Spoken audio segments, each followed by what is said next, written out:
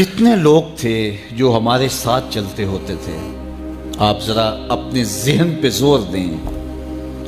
بچپن کے دوست، کلاس فیلوز، کاروباری ساتھی، گلی محلے کے لوگ، رشتہ دار، اعزاء و اقربا، آباء و اجداد، اور کتنے لوگ آپ کے مخالفین، معاندین، یہ ساری فہرست ذہن میں لائیں تو ایک دم خیال پڑتا ہے فلاں بھی چلا گیا، فلاں بھی چلا گیا۔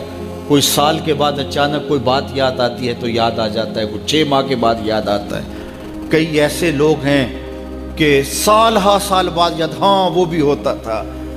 مٹی کا رزق بن گئے، قصہ پارینہ بن گئے۔ کہانی تو اتنی سی ہے نا، جو اکڑ اکڑ کے چلتے تھے آج وہ مٹی کا رزق بن گئے ہیں۔ جو اپنے بدن پہ چٹکی مٹی بھی نہیں پڑنے دیتے تھے آج ان کے کفن بھی تار تار ہو گئے۔ حضرت غوث اعظم فرماتے ہیں قبرستانوں میں جا کے دیکھو کیسے کیسے حسینوں کی مٹی خراب ہو رہی ہے۔ اللہ اکبر، بدن خاک میں مل گئے، ہڈیاں چور چور ہو گئی، ریزہ ریزہ ہو گئی، قبروں کے نشان بھی مٹ گئے، کتبے بھی ٹوٹ گئے، مٹ گیا مشتاق دل سے رنگ یاد رفتگاں، پھول مہنگے ہو گئے، قبریں پرانی ہو گئی۔ کون کسی کو یاد کرتا ہے؟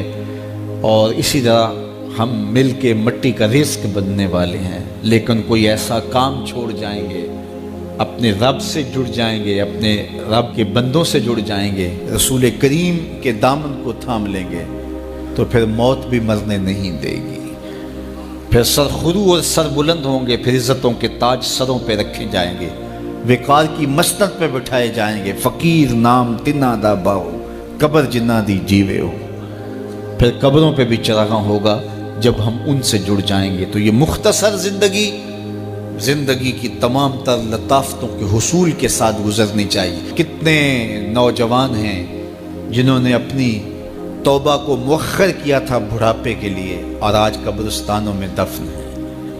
آپ جا کے قبرستانوں میں دیکھیں، وہ سوچتے تھے کہ ابھی تو جوانی ہے، جوانی سے لطف اندوز ہو لیں، بڑھاپے میں توبہ کر لیں گے، لیکن بڑھاپا نہیں آیا، موت آ گئی۔ موت تو برحق ہے، یہ تو آ کے رہنی ہے، لیکن بڑھاپا لازمی نہیں ہے کہ ضروری آئے۔ حضرت امام غزالی نے ایک بڑی خوبصورت بات لکھی، فرماتے ہیں معاشرے میں نظر دوڑا کے دیکھو، زیادہ بچے ہیں، زیادہ جوان ہیں یا زیادہ بوڑھے ہیں؟